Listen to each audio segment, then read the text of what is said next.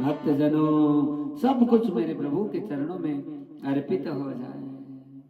हाँ, मेरे सांवरे से प्यारा कौन है इस दुनिया में, इस जग में, बता दीजिए महाराज। आज केवल भगवान के चरित्र को ही मांगा गया, परमात्मा ने कहा तथास्तु।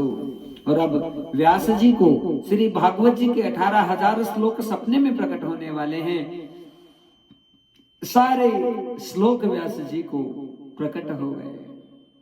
हाँ, कथा कभी भी रटने से नहीं आ सकती है भक्तजनों, कथा केवल कृपा से प्राप्त होती है, और कृपा किसी पर भी हो सकती है।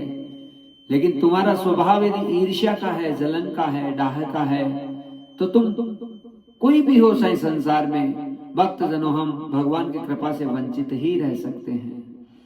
क्योंकि प्रभु की कृपा को प्राप्त करने के लिए हमें दैन्यता का गुण अंतर्भाव में बहुत विघटित करना पड़ता है, जागृत करना पड़ता है।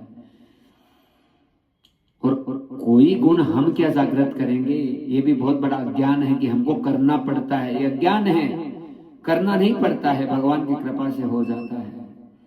बस हमारा हिवड़ा पवित्र रहना जरूरी है। हम किसी के प्रति ना कोई राग रखें, ना कोई द्वेष रखें। इसी भाव से हमको जीना चाहिए भक्तजनों, और उससे हमारा जीवन आनंदित होता है। व्यास जी को संपूर्ण भागवत जी के 18,000 श्लोक प्राप्त हो गए।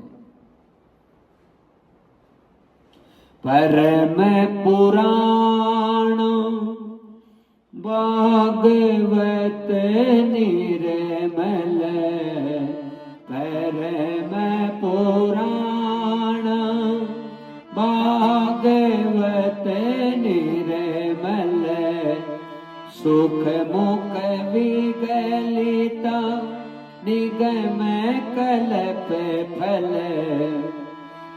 सुख मुख विगलित निगम कल्प फल,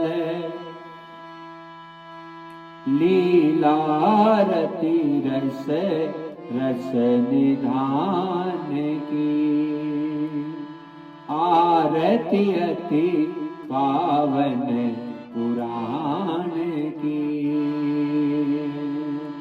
भक्तजनों, ये पावन पुराण है। शुभ औषधि परमार्थ ज्ञान की सारी औषधियां ही भागवत जी में प्रकट है।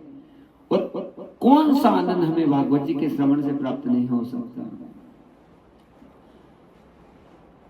जिसने भी जिस ग्रंथ को धारण किया है, उसका जीवन बदलता है, और जीवन में परिवर्तन बदल